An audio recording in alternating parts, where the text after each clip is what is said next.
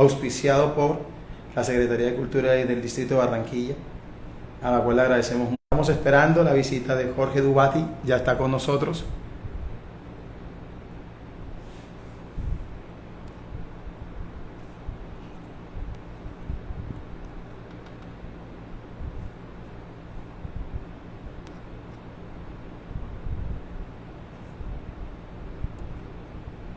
Ha investigado sobre la poética del espectador. Hoy con él vamos a dialogar, un diálogo muy profundo, un diálogo de anécdotas, un diálogo de, de investigación.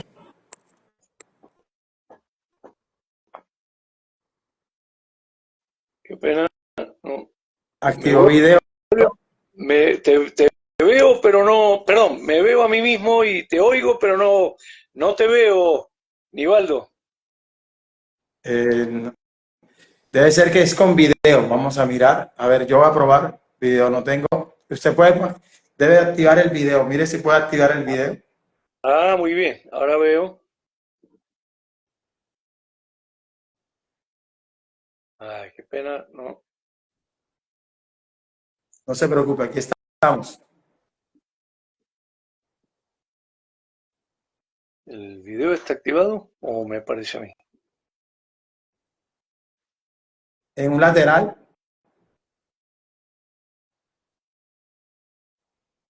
A ver. en la parte de arriba, de ahí un micrófono, hay una cámara, de pronto no está desactivada. No, está activada, ¿eh? Sí, no sabría. ¿Por qué no? Qué raro, che, qué raro. Bueno. Saludos, los vemos y escuchamos bien a los dos, pero nosotros no nos vemos, dice, no nos vemos. Ah, qué pena, qué pena. Eh, la verdad, no sé qué pasa porque estoy haciendo todo lo reglamentario y no me, no- Ya me van a mirarnos cómo nos vemos. Si Pau me dice que nos vemos bien, nos vamos así, pero no, después no sé cómo quedaría la grabación. Ah, muy bien. Vamos a mirar, se ven y escuchan bien. Si la gente nos ve a Bueno, los dos, pero nosotros no nos vemos.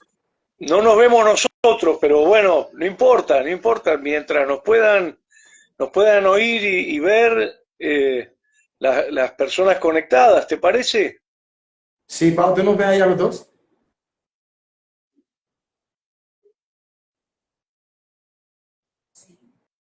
Sí, estamos los dos.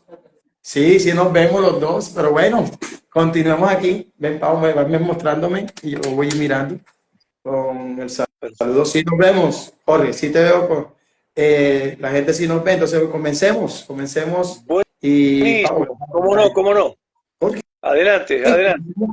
este proyecto se llama Producción Poética y Gestión de Público. Es intentar juntar este ejercicio de la producción con la poética y que no esté desunido, ¿no? Y la gestión de público es que para qué estamos creando o para qué estamos siendo artistas y la conexión con el público a veces se siente que es casi imposible o que es difícil que el público quiera disfrutar de lo que hacemos por desconocimiento o por algunas cotidianidades que ya están como aferradas. Es para eso este proyecto.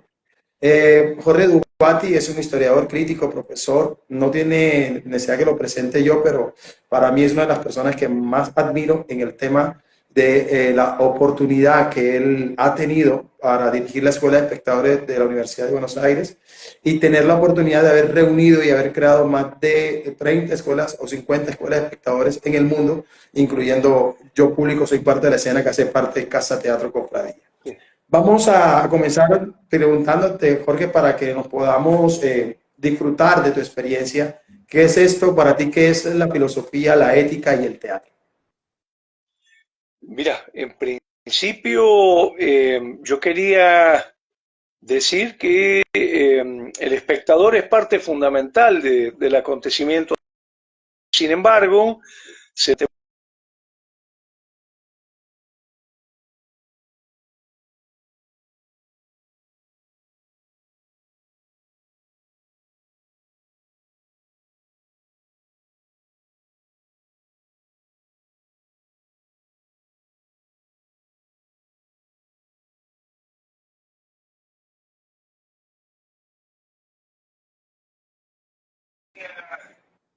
importantísima, que es explicar por qué es fundamental el acontecimiento de la expectación en el teatro, ¿no?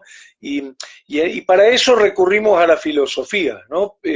Podemos decir que el teatro es la única de las artes que no se puede hacer de a una. Yo puedo escribir solo poesía en casa, puedo pintar solo, me puedo filmar con una cámara o un grabador o un celular, pero para hacer teatro necesito por lo menos dos personas, ¿no? Y entonces ahí aparece como parte constitutiva del teatro, desde una filosofía del teatro, en lo que llamaríamos el expectateatrar, ¿no? El lugar de la expectación dentro del acontecimiento, que es insoslayable. Y esto en relación con la ética tiene que ver con lo que podríamos llamar una ética de la alteridad, ¿no? Como dice Levinas, es decir, la relación con el otro, ¿no? El vínculo con el otro. Si el teatro se hace de a dos o más, necesitas sí abrirte al otro, a sus reacciones, a sus estímulos, a las formas del diálogo. Por eso creo que es fundamental pensar al espectador desde la filosofía y desde una ética de la alteridad, de una ética de la relación con el otro, ¿no? Ahora, teniendo este ejercicio de las nuevas tecnologías, ¿cómo ves tú esa relación del teatro con el teatro inmersivo, el teatro con las inteligencias artificiales para poder llegar ahorita a la liminalidad? Mirá, vos sabés que tengo un pensamiento muy relacionado con la historia, ¿no? Y por lo tanto no pienso el teatro sino dentro del convivio, digamos. Lo otro que no está en el convivio para mí es el tecnovivio, ¿no? Por ejemplo, esta relación que estamos sosteniendo, que está buenísima, pero no tiene que ver con la experiencia teatral, ¿no? Para decirlo claro, el teatro es convivio, ¿no? El teatro es cuerpo, es territorio, es reunión en el territorio. Yo divido las artes en tres tipos de artes, ¿no? Las artes conviviales, que son las que parten de esta idea del convivio, que es la reunión de cuerpo presente en el espacio físico, con el cuerpo vivo, digamos, en interacción de dos o más personas en el mismo territorio. El tecnovivio, las artes tecnoviviales, que serían las artes de relación a distancia, intermediadas tecnológicamente, ¿no? Por ejemplo, el libro es tecnovivio, el cine, la radio, la televisión y, por supuesto, todo lo que es la web e incluso las telecomunicaciones, ¿no? Como su nombre lo indica, esto se parece mucho más a la televisión que al teatro, ¿no? Por ejemplo, lo que estamos haciendo. Y luego estarían las artes liminales. Le llamamos artes liminales a las que cruzan el convivio con el tecnovivio, ¿no? Por eso yo le llamaría arte convivial a las que son irrenunciablemente conviviales, y para mí el teatro es irrenunciablemente convivial. Es decir, si no hay convivio, no hay teatro. Es otra experiencia, es otro paradigma. Pero lo que tiene de bueno el teatro es que todo lo transforma en teatro, digamos, lo incluye. Entonces sí podemos, dentro del convivio, incluir la inteligencia artificial, la relación con las redes, la telefonía, los libros, la radio, pero hay un componente irrenunciable que es esto que a mí me gusta llamar el convivio. Y en realidad ¿por qué lo defiendo tanto? Porque te da un tipo de experiencia que no te la da el tecnovivio, ¿no? Por ejemplo, estaría buenísimo si nosotros, en vez de estar conectados por Instagram, yo estuviese en Barranquilla, en la cofradía, no sé, tomando mate, y nos fuéramos de ahí a ver teatro en la sala de la cofradía, ¿no? Sería otro tipo de experiencia muy distinta a esta de la mediación tecnovivial o de la mediación tecnológica, ¿no? Por eso yo le pongo un límite a la cosa en términos de que el teatro sería irrenunciablemente convivial. Puede incluir lo tecnológico como parte del acontecimiento convivial, pero si le sacamos el convivio, pasamos a otro paradigma, ¿no? Tomando como referente dos líneas que has tocado, me gusta muchísimo esto, lo del convivio, porque, por ejemplo, en este ejercicio virtual no se puede oler. En las nuevas dramaturgias, que son sensoriales, que son visuales, es muy difícil conectar, porque no se Claro, siente el olor, no se sienten los sonidos reales, no se siente el sudor del artista, no se siente el aliento del artista, y hablando claro, en salas alternativas o íntimas, ¿no? Donde el espectador está casi conectado con el pulmón del actor. Y la claro. otra es una pregunta que sí ya le hemos conversado tú y yo en la anterior entrevista y que tú la has tocado mucho en tus conversatorios y en tus diálogos otros profesionales, con otras universidades, es sobre la desterritorialización del teatro en plena pandemia, porque ahí es donde aparece, el escenario se convierte en un plató, ya no hay cuadros teatrales, sino cortometrajes teatrales que se hacen de manera muy artesanal, la mayoría no estábamos preparados para eso, pero pensándolo no desde el hacer de nosotros, sino del espectador, ¿qué miedos te causaron a ti en ese momento cuando se desterritorializa el escenario, se convierte en un plato audiovisual? Mirá, más que miedo, lo que me produce es darme cuenta de que estoy cambiando de paradigma, ¿no? Es decir, el mundo es plural y es hermoso que sea plural el mundo, es decir, podemos tener experiencias teatrales, experiencias literarias, experiencias cinematográficas, podemos ver una excelente serie de televisión o en Netflix o en, no sé, ir a una exposición de esculturas o mirar en la web cuadros digitales. Es decir, el mundo no se reduce a una unidad, sino más bien a un pluralismo, ¿no? Entonces, lo que yo sentí, por ejemplo, en la época de la pandemia, que yo escribo crítica en un montón de lugares, entonces estos lugares me dijeron, che, vas a tener que empezar a hacer comentarios de espectáculos de transmisión por streaming, ¿no? De esto que se llamó en su momento teatro virtual. Yo le dije, no tengo ningún problema, y me puse a hacerlo, pero me di cuenta de que tenía que incorporar otras herramientas que yo no tenía y que no había trabajado nunca, y eran las herramientas de la televisión, del estudio de los artefactos. Por ejemplo, una cosa que me llamó mucho la atención, me tuve que poner a estudiar cámaras, cómo es el juego de las cámaras, cómo era la transmisión por cámara, ¿no? Porque el gran reelaborador de la información del teatro es el director de cámaras y el tipo de cámaras. Y después me tuve que poner a estudiar qué pasaba si yo veía, por ejemplo, en un soporte tecnológico como un celular, en una escala, o si lo veía en un televisor enorme, o en una computadora, y si era Macintosh, cómo era la textura de la pantalla y la textura del sonido. Entonces me tuve que poner a estudiar televisión, no sé si me explico. Ya no se trataba de ver obras teatrales, sino de ver cómo eran televisadas esas obras teatrales a través del streaming o de... Entonces, Nivaldo, te diría, esto que llamamos teatro virtual no es teatro virtual, es televisión. Es televisión que transmite un acontecimiento teatral, pero transformándolo en televisión, ¿no?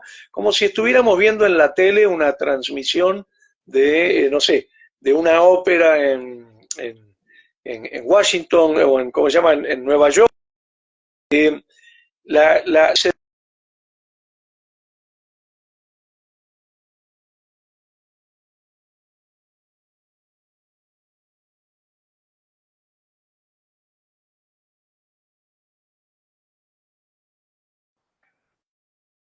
el mensaje, no el teatro. Digamos, el teatro es absorbido y transformado por un mensaje que lo relabora, que es la experiencia televisiva. Esto que está más cerca de la televisión que del teatro, digamos, ¿no? Entonces, esto te quería comentar, que yo lo que descubrí fue que tenía que aprender otro lenguaje, y de pronto, por ejemplo, me impactaba una cosa muy fuerte. Suponete, en mi computadora estábamos viendo con mi esposa, ¿no? Los dos, el mismo espectáculo en computadoras distintas, y en uno, por ejemplo, se veía la escena más azulada y en otra se veía más oscura. ¿Por qué? Porque dependía del brillo, de la textura, del aparato tecnológico, ¿no? Imagínate la diferencia de estar en convivio y estar compartiendo el territorio, ¿no?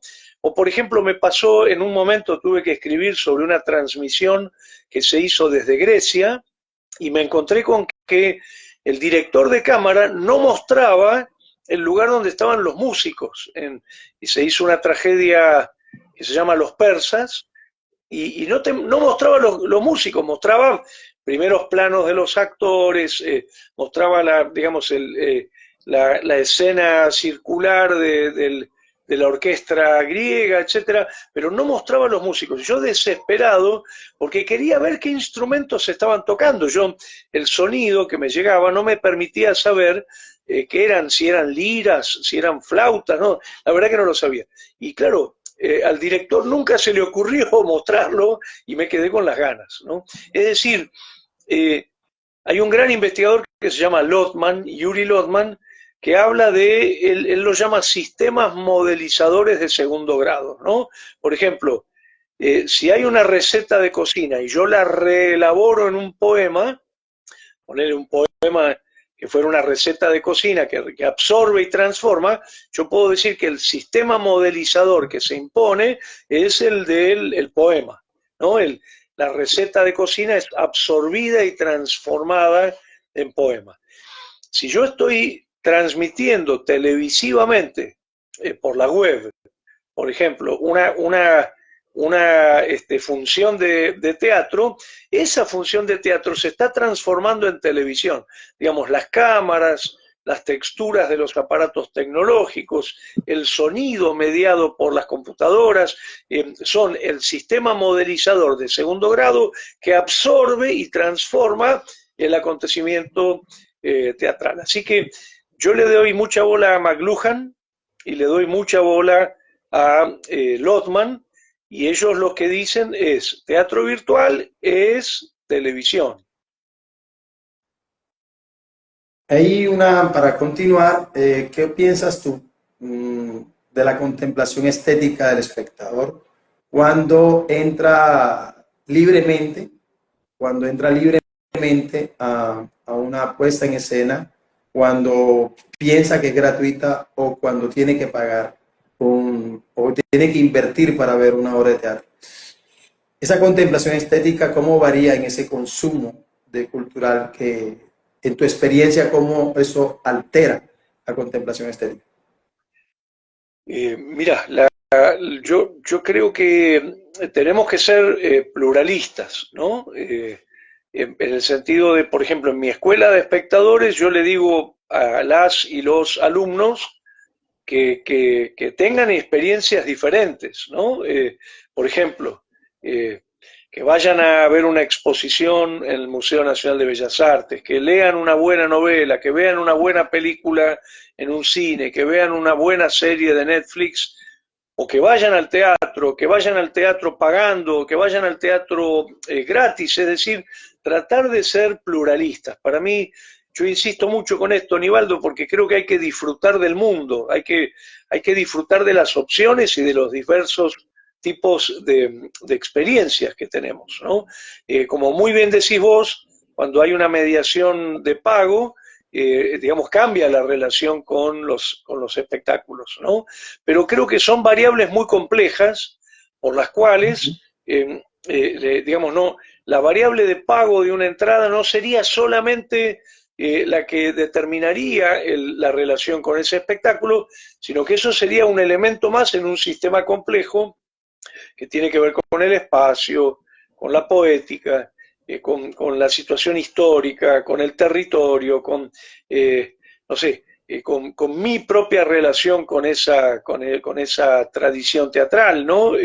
No sé, por ejemplo, yo pensaba en esa experiencia maravillosa que hace en Medellín el pequeño teatro, ¿no? Que, digamos, es a la gorra, entras de manera gratuita, pones el dinero que querés, pero al mismo tiempo es un lugar con rasgos muy peculiares y tiene una poética muy particular. Me acuerdo haber visto, dirigida por Rodrigo, una versión maravillosa de A la diestra de Dios Padre, este, el, el texto de Buenaventura, y realmente fue una experiencia maravillosa donde el no pagar estaba relacionado con otras variables, ¿no? La sala, la estética, la poética, la presencia de un tipo de público. Así que yo sería pluralista, diría, hay que ir a ver espectáculos que no se pagan, hay que ir a ver espectáculos que se pagan, hay que ver teatro independiente, hay que ver teatro oficial, hay que ver teatro comercial, hay que ver teatro comercial de alto nivel y de bajo nivel. O sea, yo creo que tenemos que ser pluralistas, porque esto lo dice la filosofía. No hay por qué pensar en un universo, pensemos más bien en un pluriverso, en un universo múltiple, donde hay muchos universos, y lo que se nos proponen son experiencias diferentes, ¿no? Estamos como en una sopa cuántica, eh, donde estamos estimulados o tensionados o abiertos a relaciones muy distintas, ¿no? Nos pasa esto como espectadores, pero también nos pasa como actores, por ejemplo. El otro día un gran actor argentino, Luis Machín, me decía que había vencido todos los récords porque el mismo día había filmado a la mañana una escena de cine, al mediodía un comercial, a la noche, primer horario, había hecho teatro comercial de arte y después de ahí se había ido corriendo en un taxi a una sala independiente para hacer un pequeño espectáculo independiente, El mar de noche, una belleza, ¿no? Y yo le preguntaba, ¿y usás en cada caso las mismas herramientas? No, no, no, dice, tengo una caja de herramientas muy distintas porque una cosa es actuar para la cámara de Francis Ford Coppola, otra para hacer un comercial con reglas muy determinadas, otra es trabajar en una sala enorme de teatro comercial con gente que ha pagado una entrada muy importante, y otra es en un teatro independiente de cámara pequeñito donde tengo 20 espectadores pegados a mí. Bueno, pluralismo, pluralismo. Así como el espectador está en la sopa cuántica, el actor también. No, y la pregunta te la hice porque ahora mismo estamos viviendo una experiencia muy maravillosa en Casa Teatro Cofradía, porque hemos traído estudiantes de escuelas públicas que han venido y se han divertido, han sido su primera experiencia, han hablado de la obra, han tenido una contemplación estética bella, mágica, comentan de los personajes, dibujan los personajes. Hay otros estudiantes que han pagado y pasa lo mismo. Hay otros estudiantes que ahora tenemos la misma particularidad porque queremos que el espectador conozca la intimidad, el lugar que es Sala Teatro Cofradía, que no la vean por fuera, sino que vean un corazón creativo que se moldea, y estamos en entrada libre, donación voluntaria, y los espectadores están llegando y dicen que por primera vez vienen, y al día siguiente vienen y ven otras obras, o sea, se está contagiando, y verdaderamente la contemplación estética que hemos mirado es tan mágica y tan bella que no tiene nada que ver si es gratis, si es donación voluntaria o si es paga. Simplemente hay que hacer algo como, creo que estoy totalmente de acuerdo contigo, que debe existir el convivio permanente, no debe decaer, debe ser juicioso en hacerse siempre para que estas dos poéticas se junten y puedan ebullir, salir, conectarse, flotar en sus imaginarios, y que no tiene nada que ver con una relación, que esa relación del consumo sobre el pago se va a dar en cierto momento cuando ya el espectador sienta que es una experiencia que debe vivir siempre, que debe estar conectada. Por eso te hice la pregunta, porque quería conocer esa interpretación tuya y lo que nosotros estamos viviendo en este momento.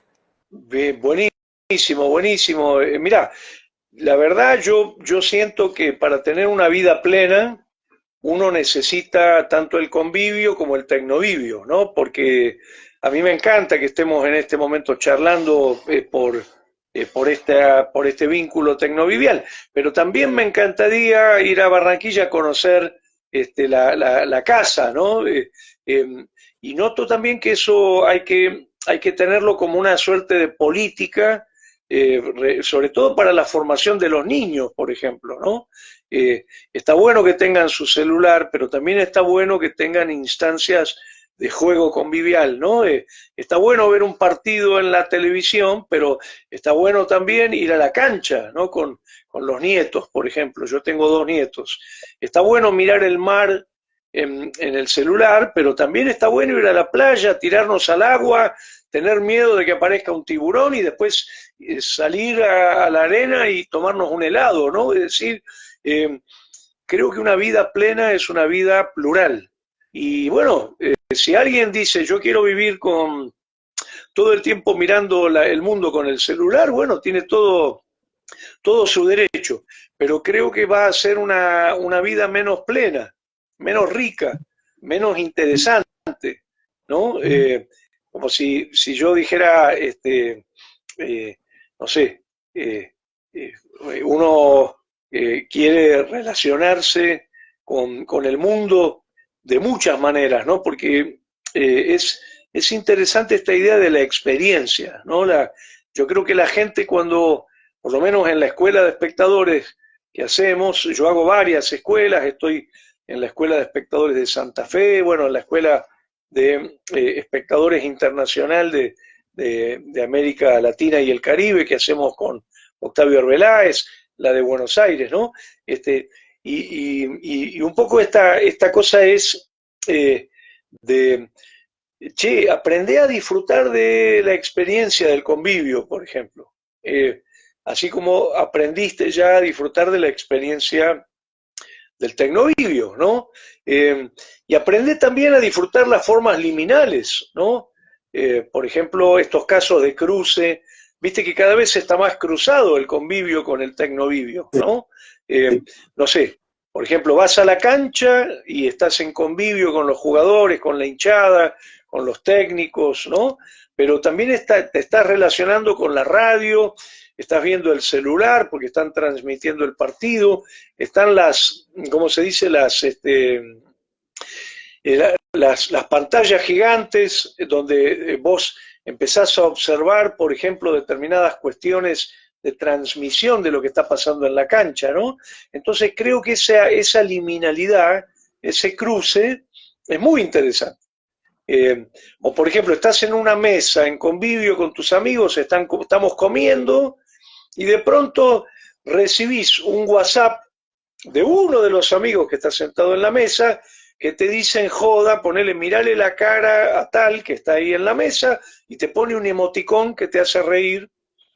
Entonces vos estás en convivio y en tecnovivio al mismo tiempo, ¿no? Digamos, no es campeonato, no es que uno le va a ganar al otro, ni uno se va a imponer al otro. Eso creo yo es un miedo de las empresas, ¿no? De no ser la que más vende, no ser la que más se impone, pero creo que nosotros que tratamos de tener un vínculo inteligente con el mundo, nos decimos, che, podemos disfrutar cosas distintas, ¿no? Podemos comer milanesa con papa frita y otra vez comer, no sé, unos tacos y otra vez comida japonesa y, digamos, experiencias diferentes, sabores diferentes, materiales diferentes, ¿no? Bueno, yo voy por ahí, yo voy por ahí. Y mira, por ejemplo, que conecta con una acción, una línea, una estrategia que estamos haciendo, es que además de traer a los estudiantes a ver teatro, a disfrutarlo, a tener la magia de la iluminación, lo sensorial, la actuación, el vestuario, la escenografía, tener la palma ahí como permeada muy de cerca, también sí. los estamos trayendo para que reciban talleres multidisciplinares. Y por ejemplo, ayer tuvimos niños con discapacidad auditiva y ellos Uh, decían en el lenguaje de señas colombiano, decían que el estar dentro del escenario, el estar dentro del territorio del convivio, hacía que la imaginación se ejercitara y se apropiaron del espacio. Hoy pasan claro, niños de otros colegios alrededor, por ejemplo, que antes veían la casa y era una infraestructura muerta. El contenido artístico que estaba por dentro no estaba. Y ahora han venido a ver teatro, han venido a hacer talleres y hoy pasan, saludan, saben, se imaginan que dentro sucede cosas. Que creo que esa es una liminalidad que hay que acabar también, que hay que quitar los límites, las jerarquías, para que el espectador se exacto. sienta cómodo de preguntar, de sentir, de no entender, de no comprender, porque esa es una de las cosas que creo que hay que quitarle jerarquía para que podamos conectar más pronto con el espectador y no dejarlo por fuera de nuestro trabajo creativo.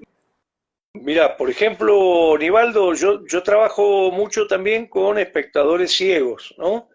Y, eh, por ejemplo, una cosa es decirle a un espectador ciego, relacionate con una pantalla, que si la toca la pantalla lo que va a tocar es el artefacto, digamos, y otra cosa es, por ejemplo, en el convivio, llevarlo a hacer lo que llamaríamos una experiencia áptica, ¿no? Que es esto de llevarlo al espacio, hacerlo tocar el espacio, suponete los cortinados, la mesa, los objetos, hacerlo caminar por el espacio para que tenga una idea de la profundidad, del largo, del trabajo con la altura, ¿no? Fíjate qué diferencia, ¿no? El vínculo áptico que pueda tener, digamos, táctil, que pueda tener un espectador ciego, a el de relacionarse tocando una pantalla, ¿no?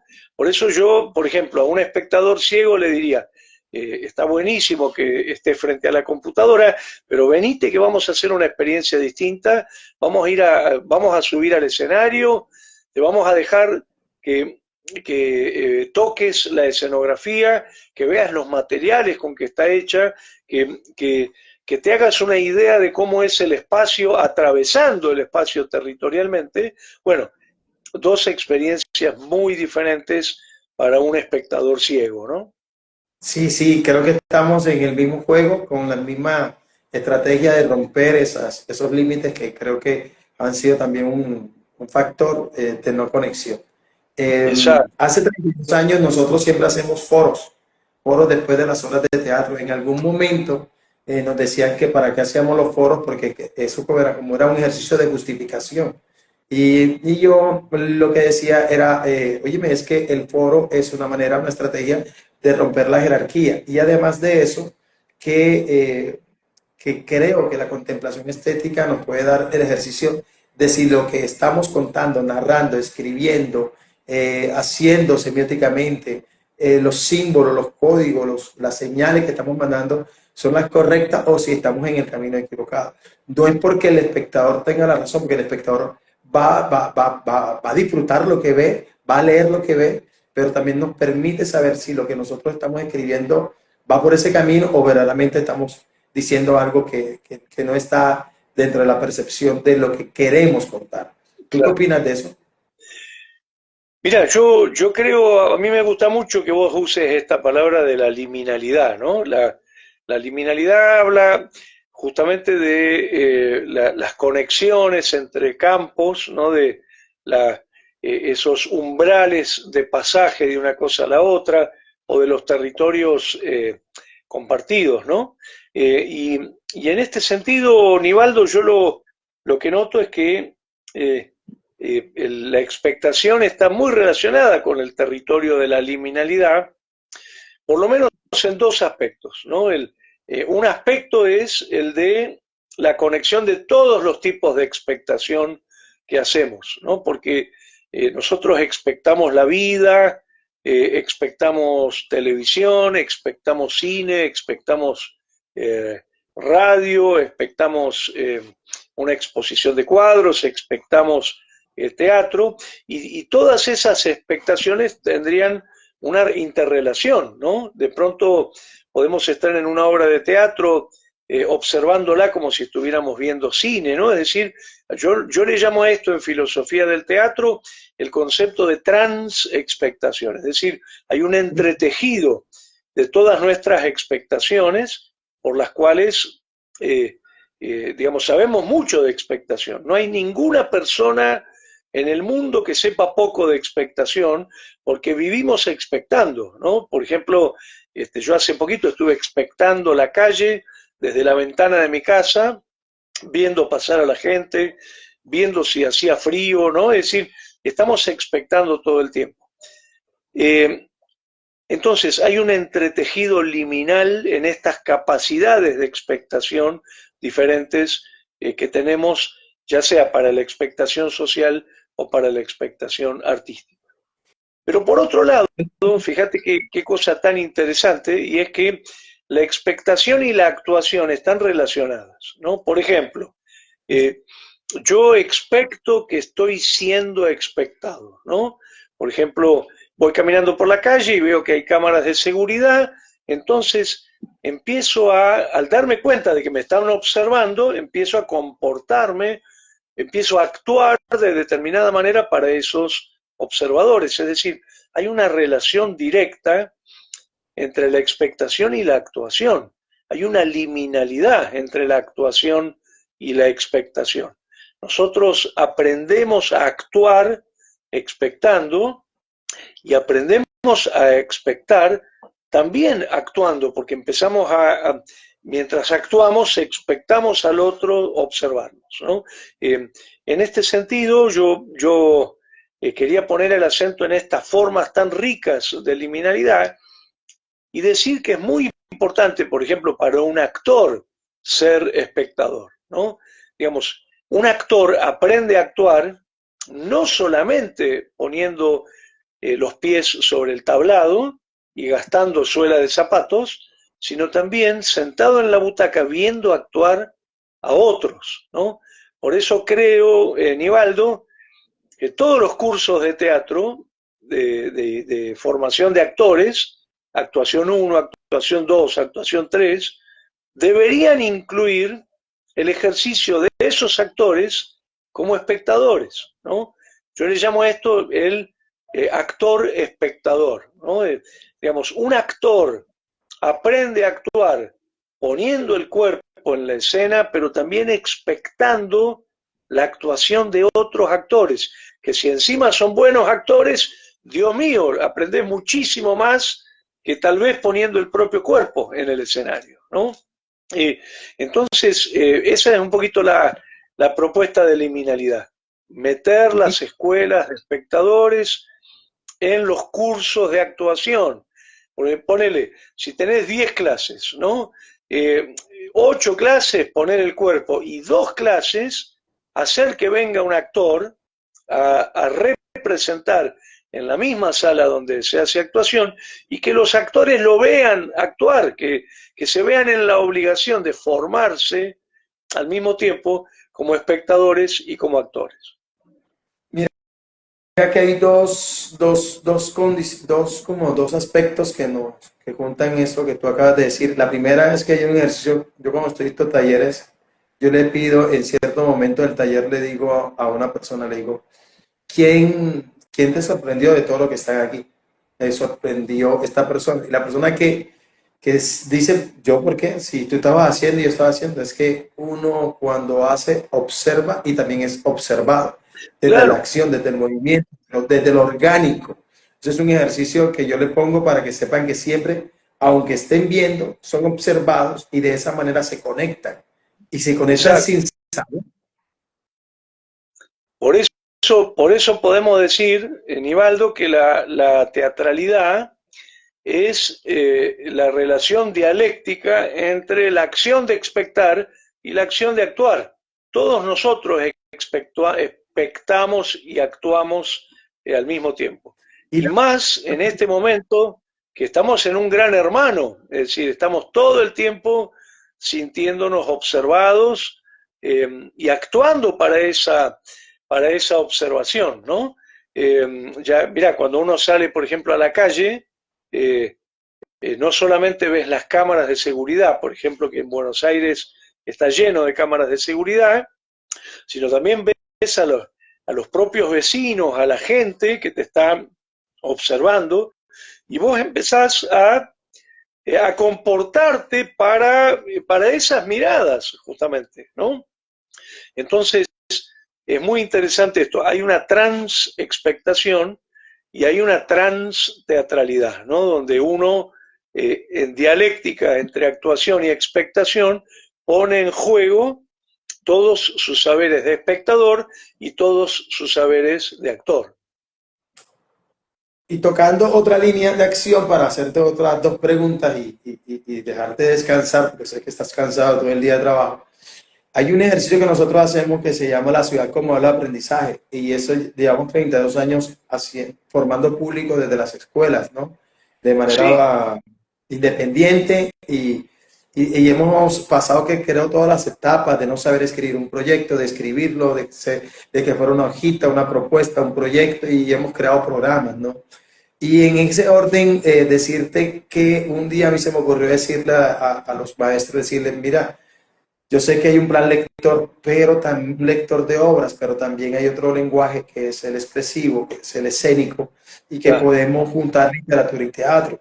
¿Será que podemos jugar con eso y podemos hacer un ejercicio transversal, transdisciplinar, de un claro. proceso de aprendizaje diferente, donde haya pensamiento crítico, creativo y construcción de ciudadanía para pensar en un ciudadano del arte?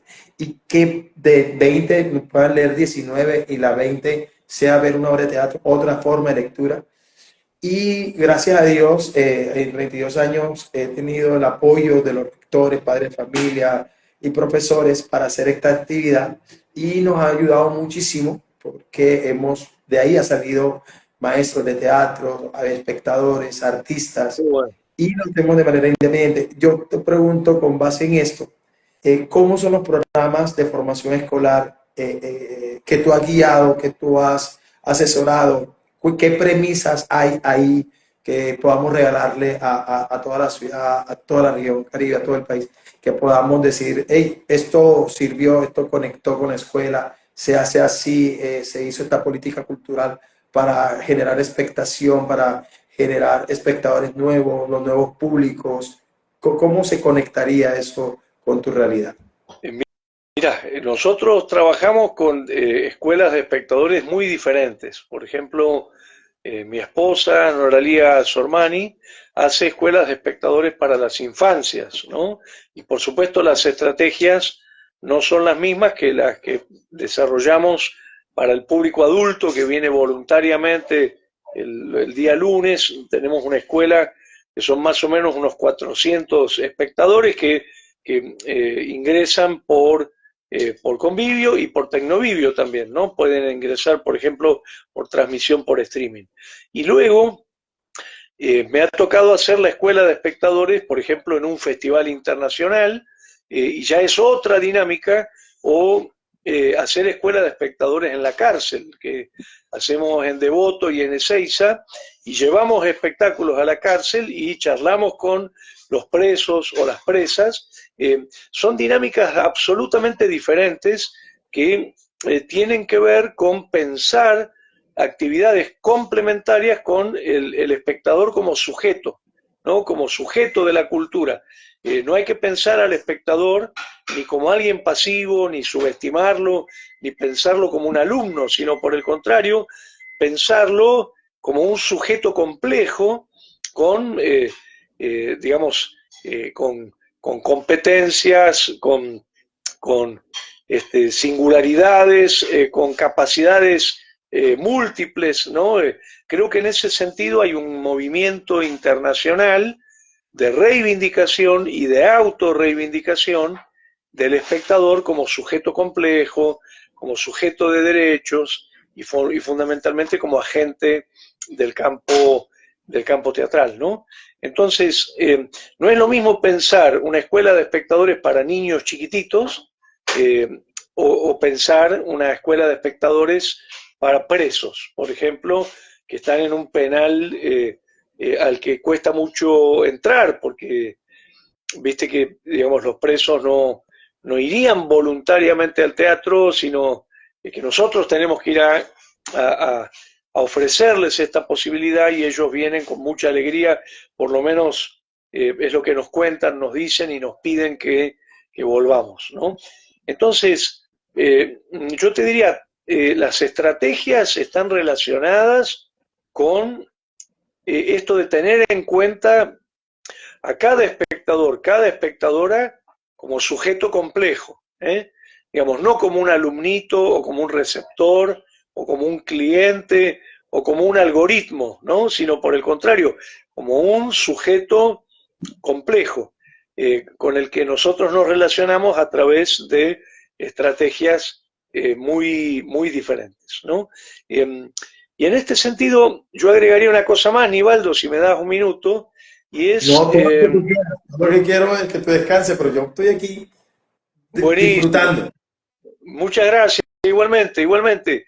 Mirá, yo te diría, hay un famoso teórico francés que se llama Jacques Rancière que habla del espectador emancipado, ¿no? Que sería un espectador que tiene la capacidad de hacer lo que quiera, digamos, no de ser guiado por el artista o ser guiado por una institución, sino de hacer lo que se le cante, ¿no? Y de construir su propia relación con los espectáculos.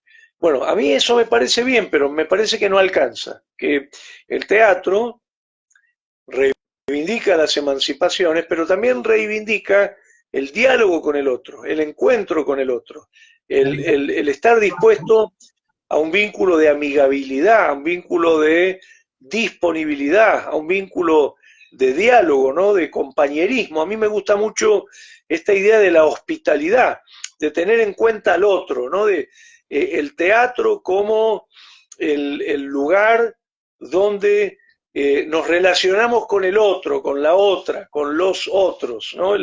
Esta idea de la ética, de la alteridad, lo que empezamos hablando al comienzo.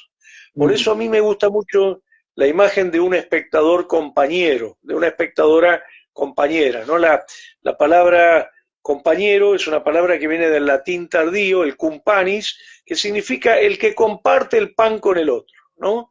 Por ejemplo, si yo fuera a tu sala, yo estaría en actitud de amigabilidad, de disponibilidad, de hospitalidad, de apertura, de compañerismo, si yo cuando vos me presentás tu obra, digo, mirá, ¿qué me está proponiendo? ¿En qué consiste su propuesta? ¿Por qué él querrá hacer esto? ¿No? Es decir, establecer un vínculo dialógico con el otro, con la otra, con los otros, con lo otro, ¿no?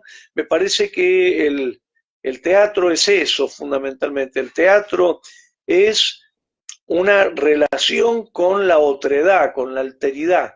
El teatro es el otro, es la otra, ¿no? Como te decía al principio, es la única de las artes que no podemos hacer solos, ¿no? Entonces, si somos compañeros, yo recibiría el pan que vos me estás brindando como artista, yo lo saborearía, vería cómo está hecho, diría, che, ¿por qué tendrá este gusto? ¿No? Y me dispondría a ver cómo yo reacciono ante el estímulo del otro, ¿no? Bueno, creo que eso es la experiencia más bella que nos da el teatro, y es que no se puede hacer de a uno, ¿eh? No, tenemos que romper el aislamiento, la soledad, el solipsismo, el apartarse del mundo para salir al encuentro con los otros. Cuando yo siempre me converso sobre la liminalidad de la poética del espectador y la poética del espectáculo teatral, yo las palabras que a mí se me vienen son complicidad y compinche. Compinche es Bien, una palabra, no sé si se usa aquí, de muy amigo, de hablar sin tapujos, acá de, también, acá también. de dar, de recibir, sin Eso. pretensiones, sin nada. Para mí, ese ejercicio del compinche, porque soy de barrio, de la ciudad de Barranquilla, es una cosa que a mí me ha gustado y era lo que uno hacía en diciembre, salir con los amigos, hablar demasiado y conectar con la realidad del otro, con el imaginario del otro, con las locuras del otro y hacerlas propias y que ellos hicieran propias las de uno. Entonces eso generaba un lenguaje interconectado que aquí en la ciudad es muy, se da por naturaleza y por organicidad, por lo que somos, que Claro, somos muy expresivos, muy amables, somos buenísimo. muy... Sí, entonces eso para mí es el ejercicio y es lo que planteamos en Casa Teatro Cofradía cuando nos encontramos con los espectadores. Eso es lo que tratamos de siempre imprimirle a nuestros diálogos creativos antes, durante y después del convivio y hasta cuando ya no estamos en eso, sino un día común y corriente, que la gente conecte con un espacio, que sepa que ahí suceden cosas, que allá por ahí pasan energías diferentes, que por ahí debo conectar, que ese puede ser un universo donde yo conecto cuando estoy en mi extra cotidianidad. Eso para nosotros es maravilloso, ¿no? Y es lo que queremos. Y bueno, aquí yo voy a hacer como una última pregunta, si tú me lo permites, ¿Cómo para, no? ¿Cómo no? para cerrar. Y es, nosotros trabajamos acá lo que es la dramaturgia visual, la dramaturgia sonora, la dramaturgia sensorial. Tenemos muchas maneras de romper la cuarta pared.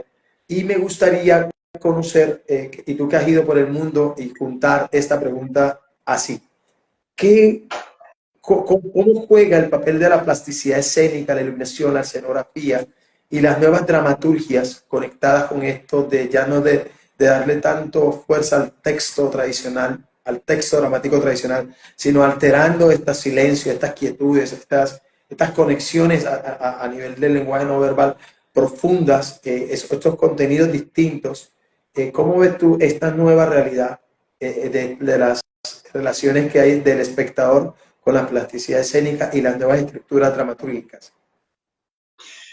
Mira, ahí yo creo que hay que volver otra vez a esta idea del pluralismo, ¿no? Y otra vez a la idea de la alteridad del otro, ¿no? Y del diálogo con el otro. Lo que yo siento que nos pasa en el teatro es que se da una cosa que podemos llamar el cada loco con su tema, ¿no? Y por ejemplo, si, ponele, yo hasta ahora en el año debo haber visto más o menos, suponete, no sé, 80 obras, ¿no? Acá en Buenos Aires, o un poco más. Entonces, cada obra me plantea un desafío diferente, ¿no? Una obra me plantea, por ejemplo, el código de lo musical, otra me plantea el código tecnológico, otra es teatro sin palabras, otra es una reescritura de un clásico, ¿no? Otra trabaja con la alternancia con el cine. Eh, entonces, yo creo que tenemos que estar en un estado de disponibilidad, ¿no? Es como mi mamá me decía, hay que abrir el paladar, ¿no? Hay que tener esa capacidad de poder disfrutar de formas muy distintas de la vida artística y no pedir siempre milanesa con papa frita, ¿no? Yo me acuerdo que mi mamá me decía, ¿qué querés comer? Yo decía milanesa con papa frita. Era como una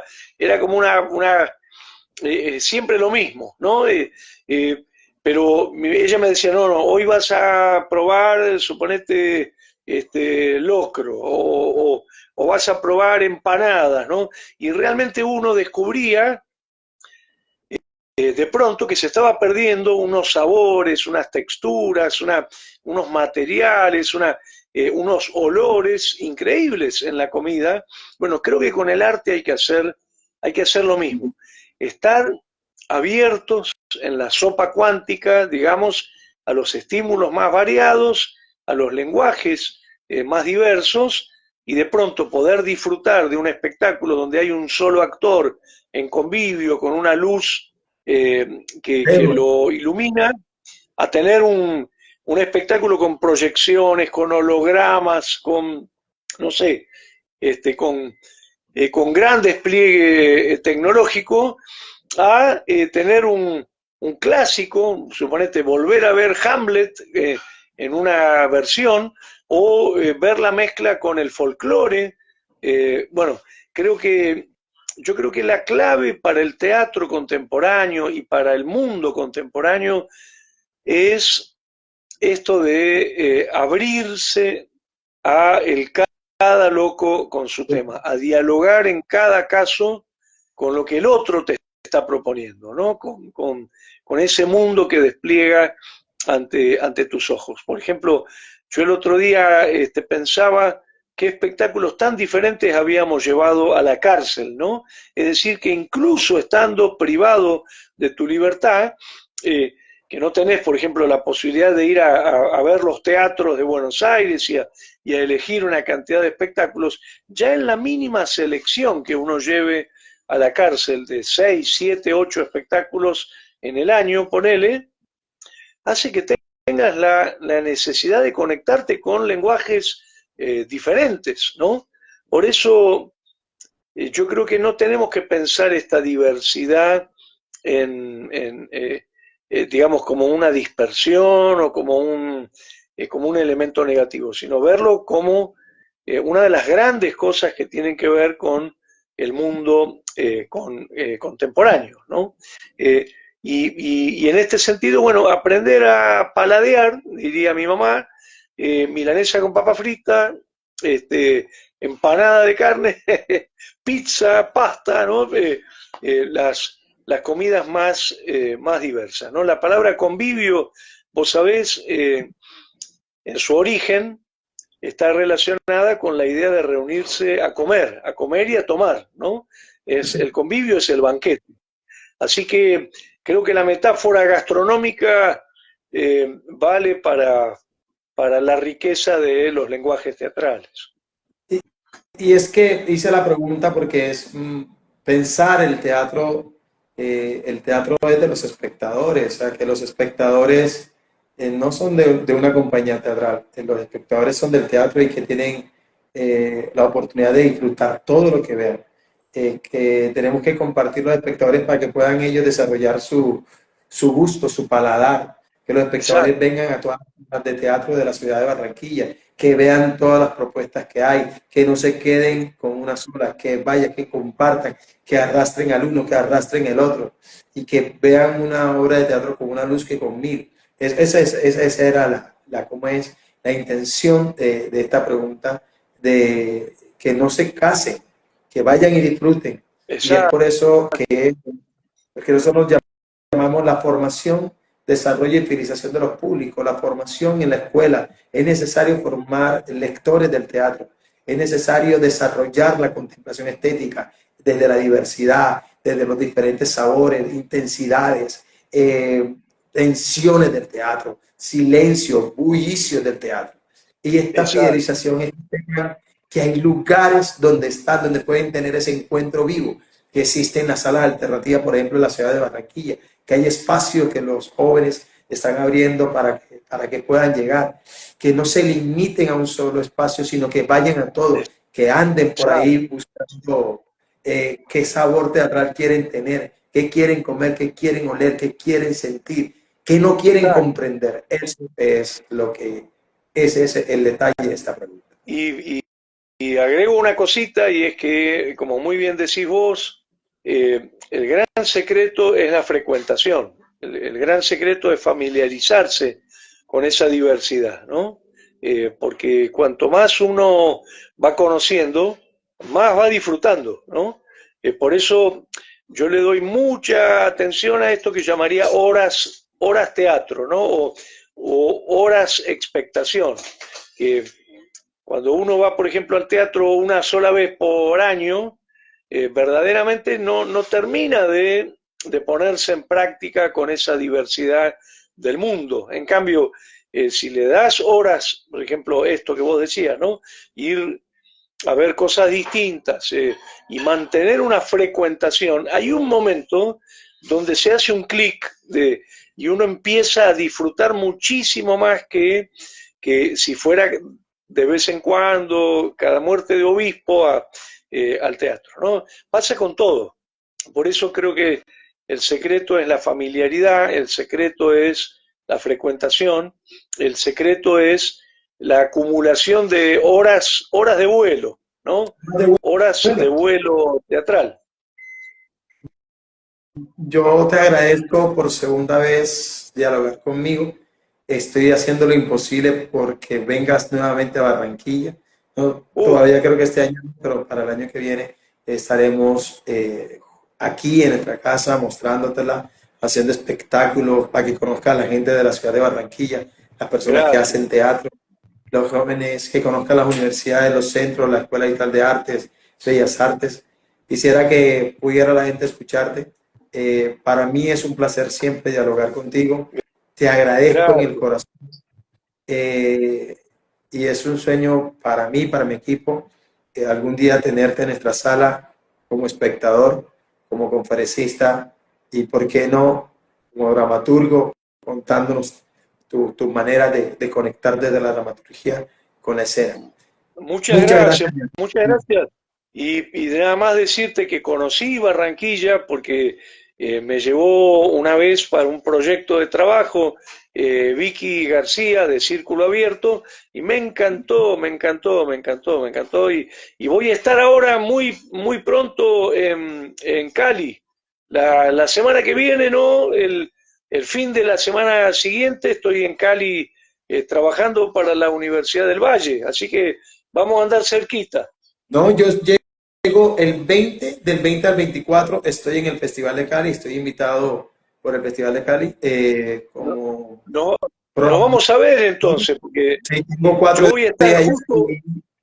justo esa fecha, Aníbaldo. Bueno, yo voy a estar, yo llego el 20 hasta el 24. Mi equipo de trabajo se presenta en Domus Teatro con Victoria, que se cocina en escena, con Lisbelki Calvo como protagonista. Qué En Domus bueno. Teatro ellos están 20, se están presentando, yo llego ese día. Si estás allá, te llevo a ver la hora que vamos a presentar. Yo llego ese Dale, día y te invito. dale. Nos vamos Mira, para yo, el... yo voy a estar justo esos días allá, así que y quiero ver tu obra.